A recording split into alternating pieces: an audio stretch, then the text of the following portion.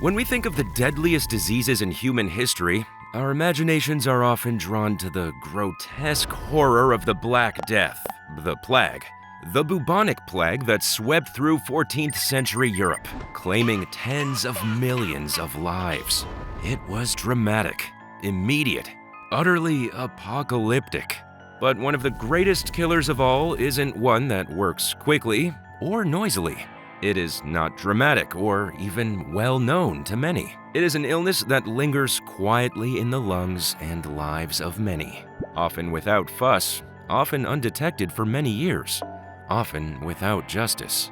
It has killed more people than the plague, than smallpox, than HIV. Today on Sketchy Tunes, we're exploring how this disease is deadlier than the Black Death, the disease known as tuberculosis, aka TB. Despite its ancient origins, despite the fact that it's curable, tuberculosis still kills over 1 million people every year. In fact, it is the deadliest infectious disease of modern times, surpassing even malaria, cholera, or typhoid in its toll. Yet it receives only a fraction of the global attention, investment, or public awareness. It is a disease that punishes poverty, thrives in neglect, and exposes the cracks in our healthcare systems and our collective will. This is the story of tuberculosis, not just as a pathogen, but as a symbol of how society decides whose lives are worth saving. Tuberculosis is not a new disease. In fact, it may be humanity's oldest infectious killer. Researchers have identified evidence of TB in Egyptian mummies dating back over 4,000 years. In ancient India and China, medical texts describe symptoms of wasting disease, a term likely referring to TB. Hippocrates himself noted a condition called phthisis, the Greek word for wasting, which was the most widespread disease of his time and unusually fatal. During the 18th and 19th centuries in Europe, tuberculosis became known as consumption, a poetic but tragic name, reflecting how the disease seemed to slowly consume a person from the inside. Patients would grow thinner and paler, often suffering from night sweats, relentless coughing, and blood-streaked sputum. In Victorian society, TB was so widespread it became part of cultural identity. Artists and poets romanticized it. The pale skin, thin frame, and glassy eyes of the consumptive look were even considered beautiful. What we now understand as the effects of a terminal disease were once seen as a sign of artistic temperament. But behind this glamorization lay immense suffering. There were no effective treatments, and the stigma associated with TB often isolated patients. Many were sent to sanatoriums, sometimes for years. There, rest, fresh air, and strict routines were the main cure, though most patients still died. It wasn't until the 1880s that Robert Koch identified the causative agent of TB, Mycobacterium tuberculosis. This discovery was revolutionary. It allowed scientists to study the disease and seek cures, and Koch was awarded the Nobel Prize in 1905. Yet, even with this breakthrough, TB has endured, because the conditions that fuel it have not gone away. Let's be clear about the scale of the tragedy we're facing. According to the World Health Organization, tuberculosis kills approximately 1.3 million people every single year. That's more than malaria and HIV/AIDS, more than cholera, typhoid, or even all global homicides and armed conflicts combined. This statistic alone should command attention. Yet, TB remains woefully underfunded, underdiagnosed, and underprioritized. Unlike diseases that explode onto the public consciousness, like Ebola or COVID-19, TB advances slowly. It can lie dormant for years. When it becomes active, it primarily affects the lungs, though it can also damage the bones, kidneys, and brain. It spreads through the air via coughs or sneezes. In crowded, poorly ventilated spaces, transmission is almost inevitable. An estimated 1/4 of the world's population is infected with latent TB. meaning the bacteria are in their bodies but not yet causing disease. For about 5 to 10% of these people, TB will become active at some point in their lives, especially if they're immunocompromised, malnourished, or stressed. Despite being curable with a 6-month course of antibiotics, TB continues to kill, especially in low and middle-income countries, where healthcare access is limited and living conditions may foster transmission. It is both a medical issue and a social justice issue. Tuberculosis is not just a bacterial disease, it is a reflection of systemic inequality. It disproportionately affects those living in poverty, in overcrowded housing, with limited access to nutrition or healthcare. For millions, a TB diagnosis is not just a health crisis, it is an economic catastrophe. Writer and philanthropist John Green, author of books such as The Fault in Our Stars, and whose personal experience with TB inspired much of his advocacy, recounts the story of Henry Ryder, a boy he met in Sierra Leone. At 17, Henry looked 9. He was severely malnourished and infected with TB. Initially, the healthcare system labeled him too expensive to treat. It was only through outside intervention that Henry received care. He survived, but not without enduring the lifelong impacts of late treatment and the hardships of poverty. But this is not an isolated case.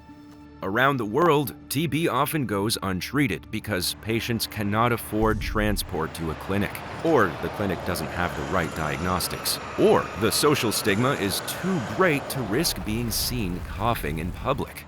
In this way, TB is less a medical mystery than a political failure. Tuberculosis has been curable since the mid-20th century. And yet, today, it still claims more lives than any other infectious disease. The reason for this disconnect is not merely political or economic, it is scientific. The drugs that once promised liberation from TB are no longer enough. The bacterium has evolved, and now the world is racing to evolve with it. At the heart of this crisis lies drug-resistant tuberculosis, a version of the disease that no longer responds to the most commonly used treatments. There are two principal forms: multi-drug-resistant TB, MDR-TB, which resists at least isoniazid and rifampicin, the two most powerful first-line drugs, and extensively drug-resistant TB, XDR-TB, which is even more formidable, resisting second-line treatments like fluoroquinolones and injectable agents. So why does this happen? Resistance emerges through incomplete or improper treatment, when patients stop taking their medication too early, or when the drugs themselves are of poor quality or misprescribed. In many low-resource settings, diagnostic delays and treatment interruptions create the perfect conditions for resistant strains to take root and spread. Until recently, the treatment of MDR and XDR-TB was nothing short of brutal. Patients often endured 18 to 24 months of therapy, involving thousands of pills and painful daily injections. Side effects ranged from nausea and joint pain to permanent hearing loss and psychosis. And even after all this, cure rates remained frustratingly low, around 50% for MDR-TB and even lower for XDR-TB. But there is a growing sense of hope. After decades of stagnation, a new era of TB drug development is finally underway. Since 2012, several new and repurposed drugs have entered the fight against TB. Bedaquiline, the first new TB drug in over 40 years, disrupts the bacterium's energy production. Delaminid and pretominid, from a newer class of nitroimidazoles, attack TB by interfering with its cell wall synthesis. Drugs like linezolid and clofazimine, originally developed for other diseases, have shown effectiveness against TB when used in combination therapies. Perhaps the most transformative advancement is the development of shorter, all-oral regimens. In 2022, the World Health Organization endorsed the BPALM regimen, a 6-month treatment for MDR-TB that combines bedaquiline, pretominid, linezolid, and moxifloxacin. Compared to the older regimens, BPALM dramatically reduces treatment time, eliminates the need for injections, and improves both tolerability and cure rates. Clinical trials are pushing even further. Studies like TB Practical and NICS-TB have demonstrated promising results, with cure rates exceeding 90% in some cases, even for patients with highly resistant TB. Meanwhile, research is ongoing into host-directed therapies, which aim not just to kill the bacteria, but to support the immune system's own ability to fight the infection. But innovation alone is not enough. These new treatments often remain out of reach for those who need them most. Patent protections, high costs, and sluggish regulatory approval processes continue to hinder access, particularly in the global south. Activists and patient advocates have had to fight pharmaceutical companies for compassionate pricing just to keep life-saving medications within reach. The struggle is not only about biology or chemistry, it's about equity. The real promise of these new regimens lies not just in their efficacy, but in our willingness to make them available to everyone, regardless of income, geography, or circumstance. Because if we can do that, we can finally turn TB from a tragedy of scientific neglect into a triumph of global solidarity. Effective treatment begins with accurate diagnosis. But for TB, this is where many lives are already lost. In low-resource settings, laboratories are overwhelmed, understaffed, and under-equipped. Most still rely on a century-old technique, sputum smear microscopy. This method involves staining a patient's mucus and examining it under a microscope, a process that is labor-intensive and often inaccurate, especially in children or people with HIV. More advanced diagnostics exist, like GeneXpert or TrueNat, which use molecular testing to identify TB DNA. These machines are faster and more accurate, but they're expensive, require stable electricity, and need highly trained staff. One common method, the MGIT 960 system, detects TB by sensing the oxygen consumption of bacteria. When TB bacteria grow, they reduce oxygen, triggering a fluorescent signal. It's effective, but these systems often sit idle due to power outages or broken parts. This diagnostic gap delays treatment, and in TB, time is everything. The rise of drug-resistant tuberculosis is one of the greatest threats to global health today. Standard TB is already a 6-month treatment involving multiple antibiotics. But as mentioned before, multi-drug-resistant TB, MDR-TB, and extensively drug-resistant TB, XDR-TB, require far longer, more toxic, and vastly more expensive regimens. Take the story of Fumeza Tsile, a young woman from South Africa who spent almost 4 years being treated for MDR-TB. She swallowed over 20,000 pills, received painful injections that caused permanent hearing loss, and endured years of physical and psychological suffering. She was just a teenager when she first fell ill in her first year at university. Her story is not an outlier. It's a haunting reflection of what happens when a preventable disease meets a system that fails. It began, as it often does, with a cough that wouldn't go away. Over time, she grew weaker, lost her appetite, couldn't sleep. She dropped over 70 pounds, her body wasting away as the disease quietly advanced. Eventually, she found herself gasping for breath, fighting not just for oxygen, but for recognition. Doctors, using outdated diagnostic tools, misdiagnosed her repeatedly.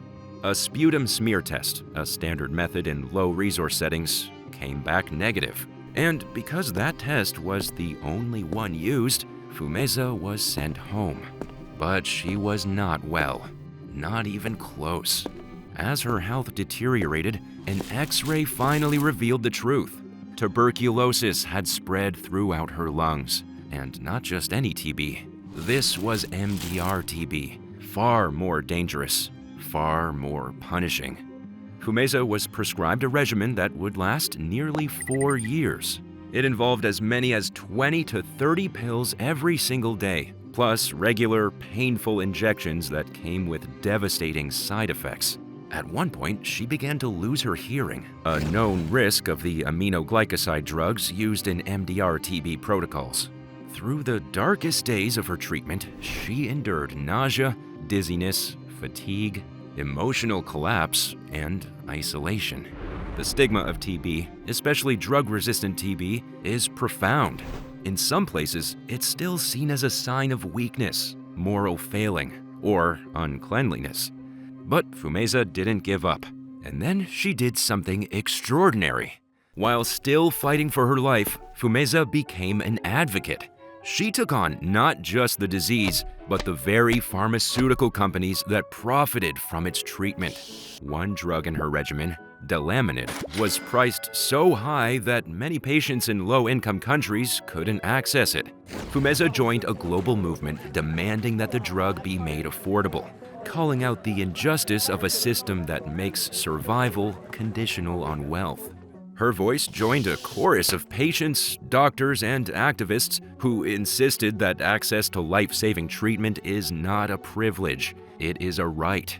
In many ways, Fumeza represents the modern face of tuberculosis, young, resilient, and angry at the inertia. Her story captures the intersection of science, politics, and poverty, showing how survival often depends less on medicine itself and more on who can access it, where, and at what cost. By the time her treatment finally ended, after nearly 4 years, tens of thousands of pills, and irreversible side effects, Fumeza had not just survived. She had transformed her suffering into purpose. She reminds us that behind every data point is a human life, and that until every patient in every corner of the world has access to timely, effective, and compassionate care, tuberculosis will continue to be not only the deadliest infectious disease in human history, but also one of the most unjust.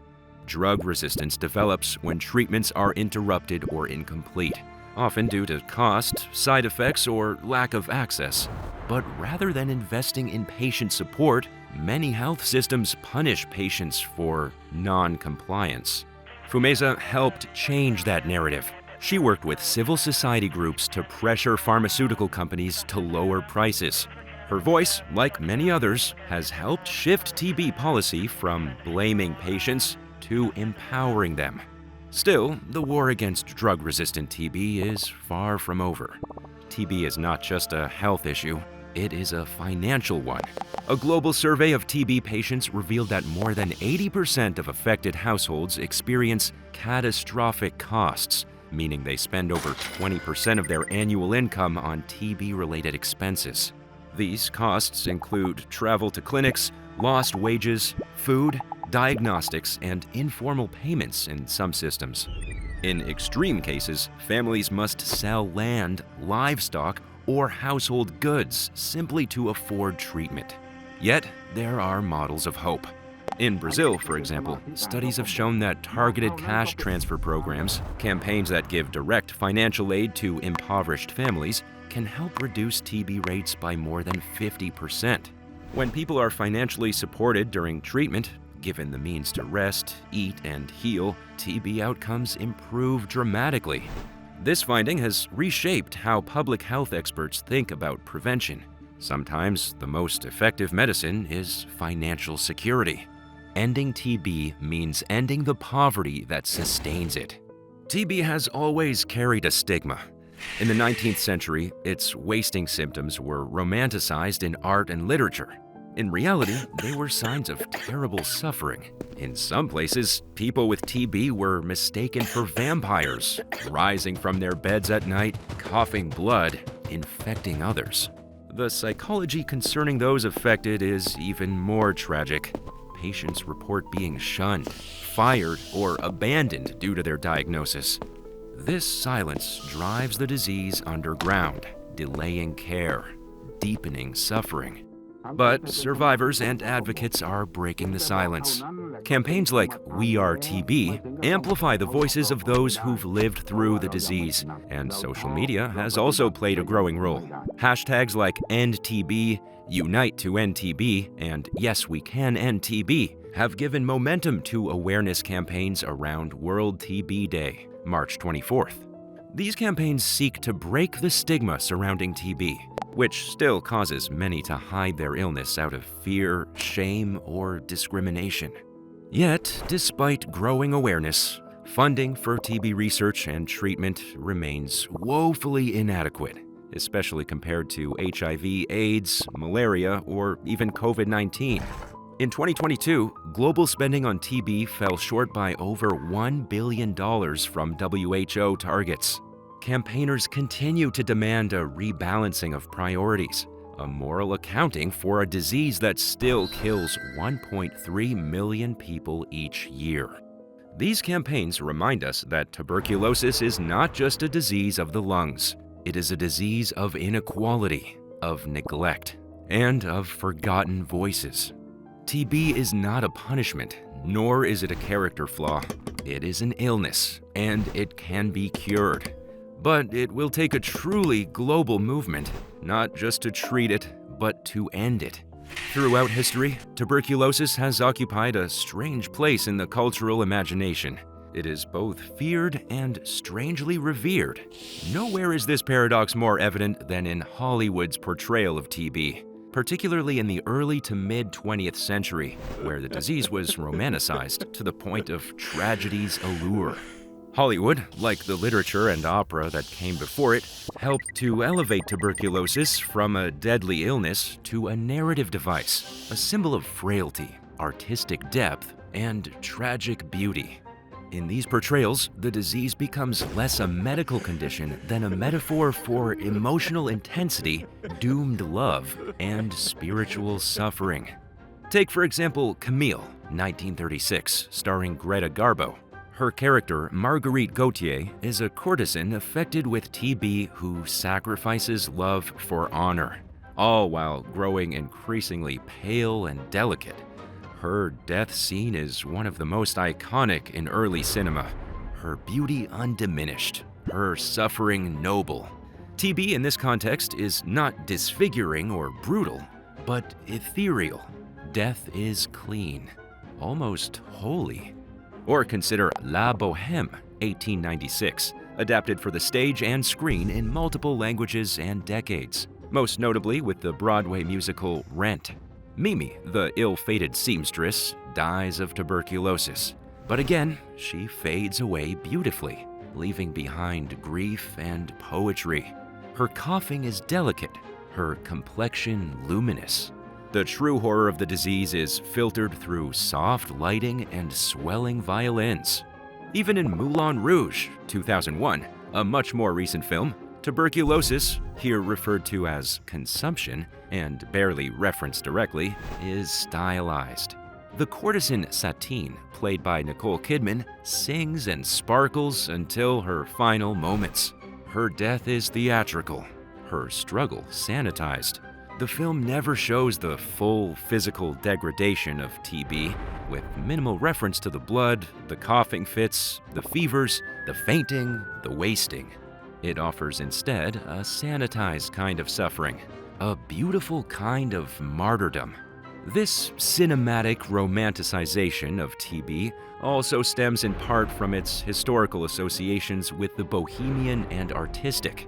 In the 19th century, many artists, poets, and musicians succumbed to the disease. Franz Kafka, Frédéric Chopin, John Keats. Their early deaths were seen not as senseless tragedies, but as the inevitable toll of their creative genius. Hollywood borrowed this myth wholesale, crafting stories where TB was less a disease and more a fate for the sensitive soul. But this illusion is dangerous. It distances audience from the true, devastating reality of tuberculosis. Its violence, its relentlessness, its connection to poverty. In real life, TB doesn't kill gracefully. It emaciates, it isolates, it suffocates. By dressing TB in silk gowns and spotlighting it in operatic death scenes, Hollywood helped cement a cultural lie that tuberculosis is somehow more bearable, more poetic than other diseases, that it's a mark of tragic beauty, not biological injustice. This myth, though aesthetically powerful, has real-world consequences. It dulls urgency, it encourages silence, and it reinforces the idea that those who die of TB die beautifully rather than unnecessarily. Despite the movies, we must remember that tuberculosis is not a pretty way to die. The time has come to replace the myth with truth, not to strip TB of its history and art, but to expose the realities behind the romance. For nearly half a century, from 1965 to 2012, there was not a single new tuberculosis drug approved for general use. Not one. This gap, during which the world saw revolutionary advances in medicine elsewhere, HIV antiretrovirals, cancer immunotherapies, organ transplants, marked a profound silence in TB innovation. And this silence wasn't accidental. It was the result of systemic neglect, a consequence of how global health priorities are shaped, and more importantly, who they're shaped for. After the discovery of rifampicin in the 1960s, optimism around TB control soared. The idea that TB was solved gained ground, particularly in high-income countries where incidence rates dropped sharply thanks to antibiotics, improved public health measures, and better nutrition. In the eyes of Western pharmaceutical firms and policymakers, TB began to fade, not as a disease, but as a market. This shift proved catastrophic. While TB retreated from wealthy societies, it persisted, often intensified, in poorer regions. But because drug development is largely driven by commercial incentives, the pharmaceutical industry saw little reason to invest in the new TB treatments. Many executives just simply believed that there was no profit in curing poor people.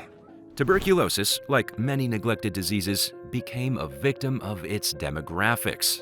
Its burden fell most heavily on those least able to pay: the impoverished, the displaced, the malnourished. And so, research funding dried up. Governments stopped prioritizing it. Pharmaceutical companies turned their attention to more lucrative chronic illnesses. Meanwhile, the existing treatment regimens, long, toxic, and cumbersome, remained unchanged. Even as drug resistance surged and millions continued to die, the system treated TB as a disease frozen in time, undeserving of scientific urgency. The result? A growing global crisis hidden behind the illusion of historical victory.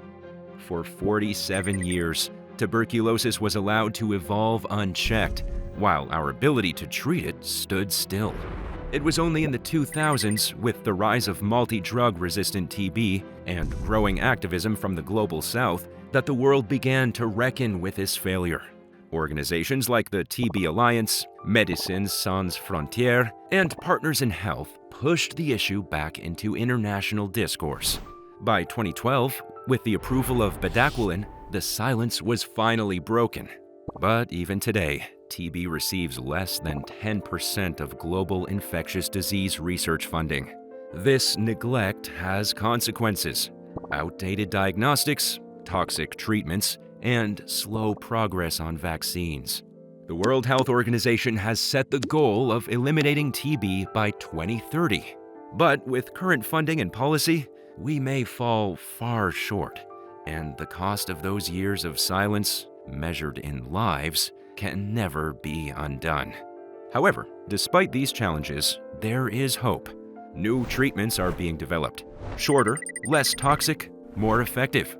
New diagnostic tools like TrueNat and Expert Ultra are reaching rural clinics, and vaccine trials are showing early promise. But we must do more. We must invest in housing, nutrition, and education. We must fund healthcare systems that serve all people, not just the privileged. We must treat not just the disease, but the society that enables it.